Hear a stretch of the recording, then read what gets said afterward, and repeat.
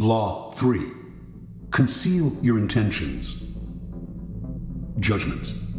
Keep people off balance and in the dark by never revealing the purpose behind your actions. If they have no clue what you are up to, they cannot prepare a defense. Guide them far enough down the wrong path, envelop them in enough smoke, and by the time they realize your intentions, it will be too late. Part 1. Use decoyed objects of desire and red herrings to throw people off the scent. If at any point in the deception you practice, people have the slightest suspicion as to your intentions, all is lost. Do not give them the chance to sense what you are up to. Throw them off the scent by dragging red herrings across the path. Use false sincerity, send ambiguous signals, set up misleading objects of desire. Unable to distinguish the genuine from the false, they cannot pick out your real goal. Observance of the law. In 1850, the young Otto von Bismarck, then a 35-year-old deputy in the Prussian parliament, was at a turning point in his career. The issues of the day were the unification of the many states, including Prussia, into which Germany was then divided, and a war against Austria, the powerful neighbor to the south that hoped to keep the Germans weak and at odds, even threatening to intervene if they tried to unite. Prince William, next in line to be Prussia's king, was in favor of going to war, and the parliament rallied to the cause, prepared to back any mobilization of troops. The only ones to oppose war were the present king, Frederick William IV, and his ministers who preferred to appease the powerful Austrians. Throughout his career, Bismarck had been a loyal, even passionate supporter of Prussian might and power. He dreamed of German unification, of going to war against Austria and humiliating the country that for so long had kept Germany divided. A former soldier, he saw warfare as a glorious business. This, after all, was the man who years later would say, "The great questions of the time will be decided not by speeches and resolutions, but by iron and blood." Passionate patriot and lover of military glory, Bismarck nevertheless gave a speech in Parliament at the height of the war fever that astonished all who heard it. "Woe unto the statesman," he said, "who makes war without a reason that will still be valid when the war is over. After the war, you will all look differently at these questions. Will you then have the courage to turn to the peasant contemplating the ashes of his farm, to the man who has been crippled, to the father who has lost his children?" Not only did Bismarck go on to talk of the madness of this war, but, strangest of all, he praised Austria and defended her actions. This went against everything he had stood for. The consequences were immediate. Bismarck was against the war. What could this possibly mean? Other deputies were confused, and several of them changed their votes. Eventually, the king and his ministers won out, and war was averted. A few weeks after Bismarck's infamous speech, the king, grateful that he had spoken for peace, made him a cabinet minister. A few years later, he became the Prussian premier. In this role, he eventually led his country and the peace-loving king into a war against Austria, crushing the former empire and establishing a mighty German state, with Prussia at its head. Interpretation. At the time of his speech in 1850, Bismarck made several calculations. First, he sensed that the Prussian military, which had not kept pace with other European armies, was unready for war, that Austria, in fact, might very well win, a disastrous result for the future. Second, if the war were lost and Bismarck had supported it, his career would be gravely jeopardized. The king and his conservative ministers wanted peace. Bismarck wanted power. The answer was to throw people off the scent by supporting a cause he detested, saying things he would laugh at if said by another. A whole country was fooled. It was because of Bismarck's speech that the king made him a minister, a position from which he quickly rose to be prime minister, attaining the power to strengthen the Prussian military and accomplish what he had wanted all along, the humiliation of Austria and the unification of Germany under Prussia's leadership. Through insincerity and misleading signals, he deceived everyone, concealed his purpose, and attained everything he wanted. Such is the power of hiding your intentions. Keys to power. Most people are open books. They say what they feel, blurt out their opinions at every opportunity, and constantly reveal their plans and intentions. They do this for several reasons. First, it is easy and natural to always want to talk about one's feelings and plans for the future. It takes effort to control your tongue and monitor what you reveal. Many believe that by being honest and open, they are winning people's hearts and showing their good nature. They are greatly deluded. Honesty is actually a blunt instrument which bloodies more than it cuts. Your honesty is likely to offend people. It is much more prudent to tailor your words, telling people what they want to hear, rather than the coarse and ugly truth of what you feel or think. More important, by being unabashedly open, you make yourself so predictable and familiar that it is almost impossible to respect or fear you, and power will not accrue to a person who cannot inspire such emotions. If you yearn for power, quickly lay honesty aside and train yourself in the art of concealing your intentions. Master the art, and you will always have the upper hand. Basic to an ability to conceal one's intentions is a simple truth about human nature. Our first instinct is to always trust appearances. We cannot go around doubting the reality of what we see and hear, constantly imagining that appearances concealed something else would exhaust and terrify us. This fact makes it relatively easy to conceal one's intentions. Simply dangle an object you seem to desire, a goal you seem to aim for, in front of people's eyes, and they will take the appearance for reality. Once their eyes focus on the decoy, they will fail to notice what you are really up to. You can use this tactic in the following manner. Hide your intentions not by closing up, with the risk of appearing secretive and making people suspicious, but by talking endlessly about your desires and goals, just not your real ones. You will kill 3 birds with 1 stone. You appear friendly, open, and trusting. You conceal your intentions, and you send your rivals on time-consuming goose chases. Another powerful tool in throwing people off the scent is false sincerity. People easily mistake sincerity for honesty. Remember, their first instinct is to trust appearances, and since they value honesty and want to believe in the honesty of those around them, they will rarely doubt you or see through your act. Seeming to believe what you say gives your words great weight. To make your false sincerity an effective weapon in concealing your intentions, espouse a belief in honesty and forthrightness as important social values. Do this as publicly as possible. Emphasize your position on this subject by occasionally divulging some heartfelt thought, though only one that is actually meaningless or irrelevant, of course. Napoleon's minister Talleyrand was a master at taking people into his confidence by revealing some apparent secret. This feigned confidence, a decoy, would then elicit a real confidence on the other person's part. Remember, the best deceivers do everything they can to cloak their roguish qualities. They cultivate an air of honesty in one area to disguise their dishonesty in others. Honesty is merely another decoy in their arsenal of weapons. Part 2. Use smoke screens to disguise your actions. Deception is always the best strategy, but the best deceptions require a screen of smoke to distract people's attention from your real purpose. The bland exterior, like the unreadable poker face, is often the perfect smoke screen, hiding your intentions behind the comfortable and familiar. If you lead the sucker down a familiar path, he won't catch on when you lead him into a trap. Observance of the law. In 1910, a Mr. Sam Giesel of Chicago sold his warehouse business for close to $1 million. He settled down to semi-retirement and the managing of his many properties, but deep inside, he itched for the old days of deal-making. One day, a young man named Joseph Weil visited his office, wanting to buy an apartment he had up for sale. Giesel explained the terms. The price was $8,000, but he only required a down payment of $2,000. Weil said he would sleep on it, but he came back the following day and offered to pay the full $8,000 in cash if Giesel could wait a couple of days until a deal Weil was working on came through.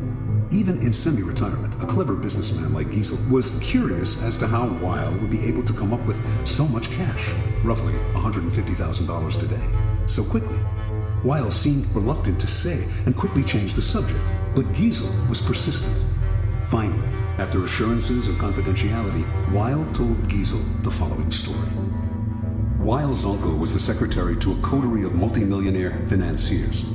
These wealthy gentlemen had purchased a hunting lodge in Michigan 10 years ago at a cheap price. They had not used the lodge for a few years, so they had decided to sell it and had asked Weil's uncle to get whatever he could for it. For reasons, good reasons, of his own, the uncle had been nursing a grudge against the millionaires for years. This was his chance to get back at them. He would sell the property for $35,000 to a setup man, whom it was Wile's job to find. The financiers were too wealthy to worry about this low price. The setup man would then turn around and sell the property again for its real price, around $155,000. The uncle, Weil, and the third man would split the profits from this second sale. It was all legal and for a good cause, the uncle's just retribution. Giesel had heard enough. He wanted to be the setup buyer. Weil was reluctant to involve him, but Giesel would not back down. The idea of a large profit plus a little adventure had him champing at the bit. Weil explained that Giesel would have to put up the $35,000 in cash to bring the deal off. Giesel, a millionaire, said he could get the money with the snap of his fingers.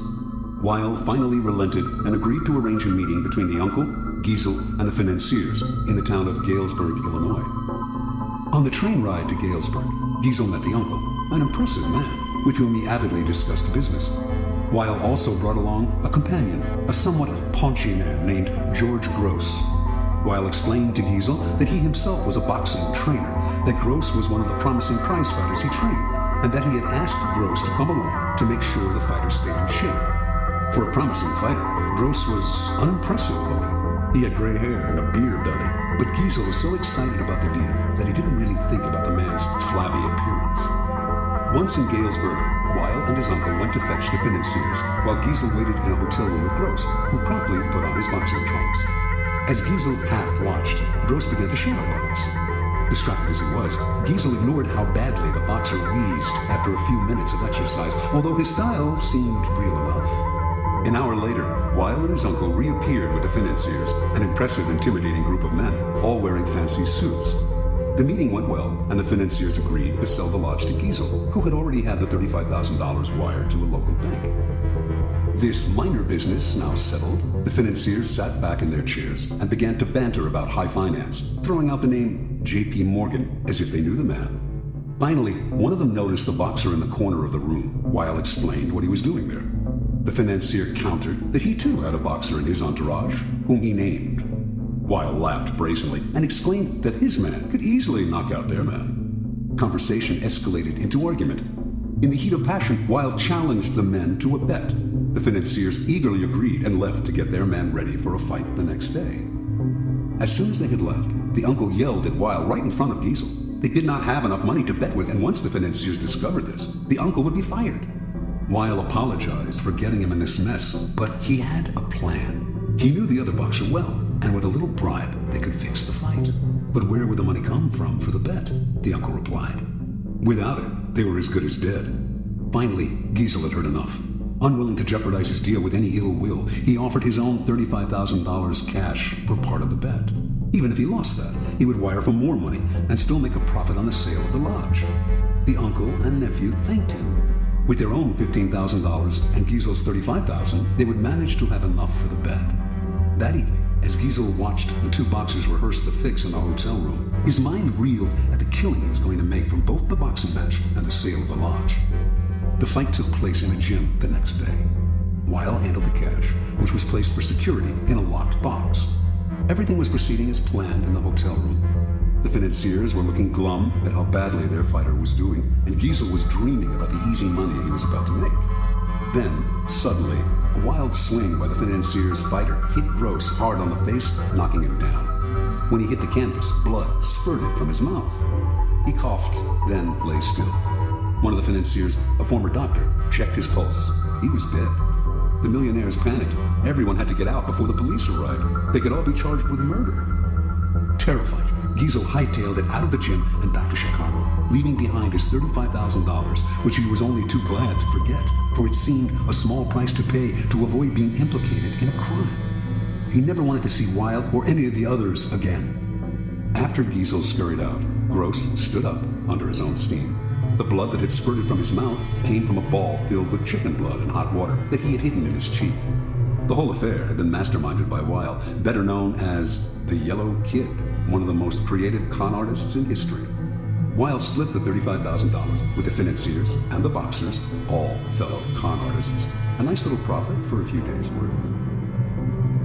Interpretation. The Yellow Kid had staked out Giesel as the perfect sucker long before he set up the con. He knew the boxing match scam would be the perfect ruse to separate Giesel from his money quickly and definitively. But he also knew that if he had begun by trying to interest Giesel in the boxing match, he would have failed miserably. He had to conceal his intentions and switch attention, create a smokescreen, in this case, the sale at the lodge. On the train ride and in the hotel room, Giesel's mind had been completely occupied with the pending deal, the easy money, the chance to hobnob with wealthy men. He had failed to notice that Gross was out of shape and middle-aged at best.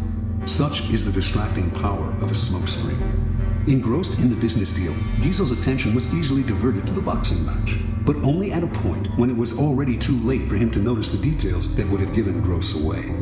The match, after all, now depended on a bribe rather than on the boxer's physical condition. And Giesel was so distracted at the end by the illusion of the boxer's death that he completely forgot about his money. Learn from the yellow kid. The familiar, inconspicuous front is the perfect smokescreen. Approach your mark with an idea that seems ordinary enough. A business deal, financial intrigue. The sucker's mind is distracted, his suspicions allayed.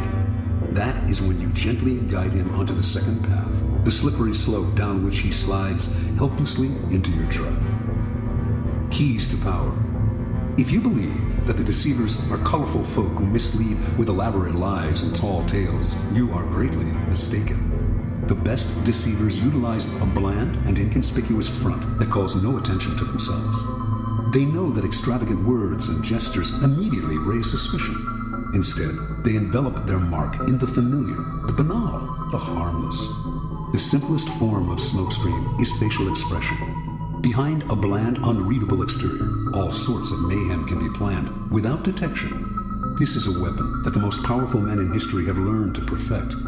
It was said that no one could read Franklin D. Roosevelt's face. Baron James Rothschild made a lifelong practice of disguising his real thoughts behind bland smiles and nondescript looks. Stendhal wrote of Talleyrand, never was a face less of a barometer. As one poker manual explains it, while playing his hand, the good player is seldom an actor. Instead, he practices a bland behavior that minimizes readable patterns, frustrates and confuses opponents, permits greater concentration.